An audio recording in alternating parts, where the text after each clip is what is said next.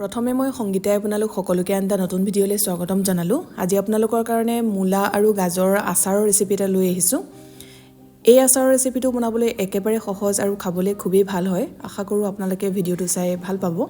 আহকচোন তেনেহ'লে বেছি দেৰি নকৰোঁ, আজিৰ ভিডিঅ'টোৰ মাজলৈ আমি আগবাঢ়োঁ। আচাৰৰ বাবে মই ইয়াত মূলা গাজৰৰ লগতে কেঁচা জলকীয়া কেইটামান লৈছোঁ। কেঁচা জলকীয়া দিয়াটো অপচনেল হয়। গাজৰ লৈছোঁ আধা কেজিতকৈ কমকৈ আৰু মূলা আধা কেজি লৈছোঁ। আপোনালোকে মূলা গাজৰৰ পৰিমাণ কম বেছিকৈ ব্যৱহাৰ কৰিব পাৰে। আচাৰ যিমান তৈয়াৰ কৰিব বিচাৰে সেইটো হিচাপত মিলাই ল'ব।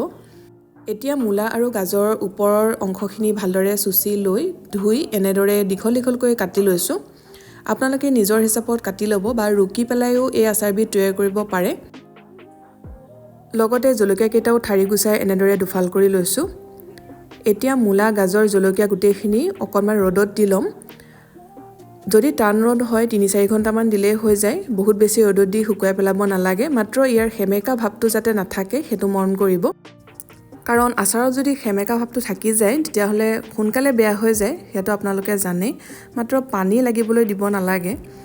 আচাৰ তৈয়াৰ কৰোঁতে আমি সেই কথাটো প্ৰথমতে মন কৰিব লাগিব, তেতিয়া আচাৰখিনি কেতিয়াও বেয়া নহয়।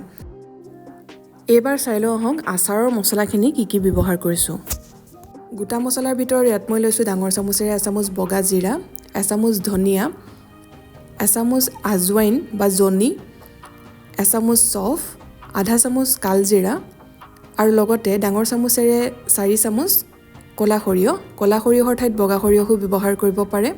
ইয়াত আপোনালোকে শুকান জলকীয়াও ল'ব পাৰে, কিন্তু মই যিহেতু কেঁচা জলকীয়া ব্যৱহাৰ কৰিছোঁ সেইবাবে শুকান জলকীয়া দিয়া নাই। আৰু 2-এবিধ মছলা স্কিপো কৰিব পাৰে, সেয়া নিজৰ মতে লৈ ল'ব।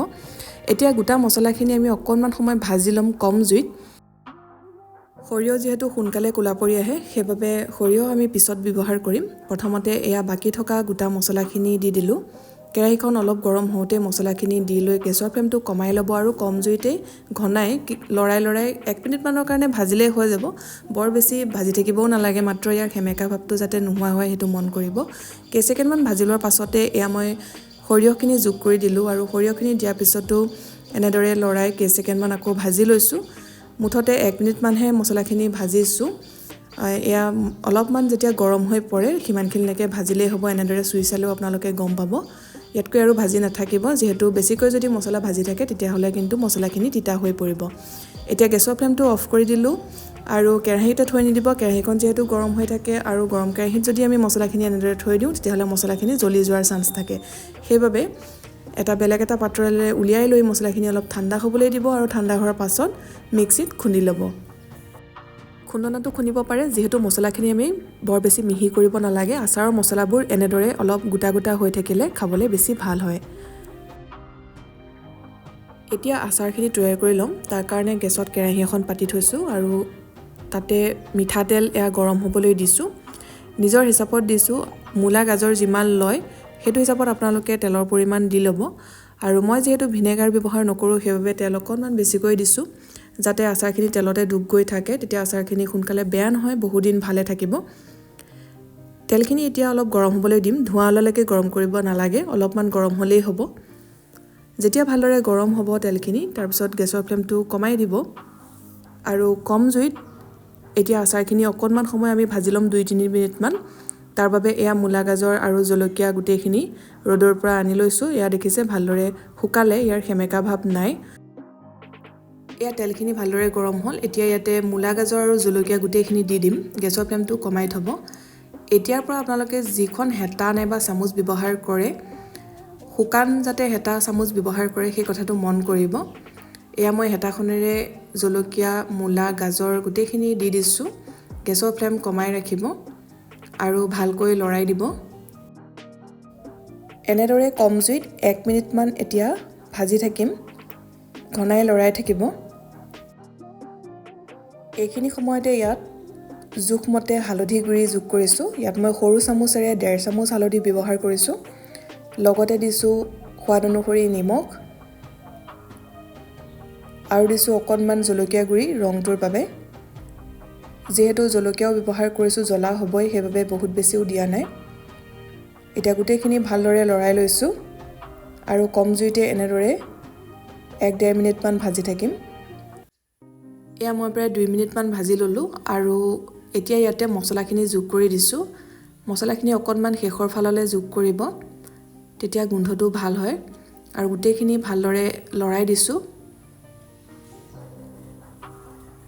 গেছৰ ফ্লেমটো কিন্তু কমাই ৰাখিব আৰু বহুত বেছি সিজাই পেলাব নালাগে। এইখিনি এনেদৰে অকণমান যদি আমি গৰম তেলত আচাৰখিনি ভাজি দিওঁ তেতিয়াহ'লে অলপ কোমল হয় আৰু সোনকালে আচাৰখিনি খাব পৰা হয়। এতিয়া একেবাৰে শেষত অলপ টেঙা হ'বৰ বাবে ইয়াত মই নেমু টেঙাৰ ৰস ব্যৱহাৰ কৰিছোঁ। এফাল নেমু টেঙা এনেদৰে চেকি দিছোঁ যাতে ইয়াৰ গুটিখিনি নাযায়। ইয়াত আপোনালোকে ভিনেগাৰ ব্যৱহাৰ কৰিবও পাৰে। ডাঙৰ চামুচেৰে 4 চামুচমান ভিনেগাৰ দি থ'ব। আচাৰখিনিত অকণমান টেঙা টেষ্টটো আনিবৰ বাবে মই নেমু টেঙা ব্যৱহাৰ কৰিলোঁ। আপোনালোকে যদি পুৰণা জলফাই আচাৰ আছে বা টেঙাজাতীয় আমৰ আচাৰ আছে তেতিয়াহ'লে সেয়াও যোগ কৰিব পাৰে, নাইবা তেতেলী দিব পাৰে। তেনেদৰে যিকোনো আপোনালোকে ইয়াতে এই আচাৰবিধত ব্যৱহাৰ কৰিব পাৰিব। খাবলৈ খুবেই ভাল হয় বা এনেদৰেও তৈয়াৰ কৰিব পাৰে। এয়া মূলা গাজৰ আচাৰখিনি তৈয়াৰ কৰা হৈ গ'ল। এতিয়া গেছৰ ফ্লেমটো অফ কৰি দিছোঁ আৰু আচাৰখিনি এটা শুকান কাঁচৰ পাত্ৰলৈ উলিয়াই লৈছোঁ। এতিয়া সম্পূৰ্ণৰূপে ঠাণ্ডা হ'বলৈ দিম, তাৰপিছতহে আমি বৈয়ামত ভৰাই ৰাখিম। এই আচাৰখিনি কেইদিনমানৰ পাছত খাই বেছি ভাল লাগিব, যেতিয়া অলপ কোমল হৈ পৰিব আৰু তেল মছলাখিনিও ভিতৰলৈ ধুনীয়াকৈ সোমাব। তাৰ বাবে আমি আচাৰখিনি অকণমান ৰ'দত দি থাকিব লাগিব, তেতিয়া সোনকালে খাব পৰা হ'ব। আচাৰ যিটো পাত্ৰত থ'ব ভালদৰে ধুই ৰ'দত শুকুৱাই ল'ব, যাতে তাত অকণো পানী লাগি নাথাকে। আচাৰ উলিয়াওঁতে কেতিয়াও তিতা চামুচ ব্যৱহাৰ নকৰিব। মাজে মাজে আচাৰখিনি ৰ'দত দি থাকিব, তেতিয়া আচাৰ বছৰ ধৰি ভাল হৈ থাকিব, অলপো বেয়া নহয়। আশা কৰিছোঁ আজিৰ মূলা গাজৰৰ আচাৰৰ ৰেচিপিটো চাই ভাল পালে। যদি ভাল পালে ভিডিঅ'টো লাইক কৰিব, লগতে শ্বেয়াৰ কৰি দিব। এই পদ্ধতিৰে যদি আগতে বনোৱা নাই এবাৰ নিশ্চয় বনাই চাব আৰু কেনে পালে কমেণ্ট কৰি জনাব।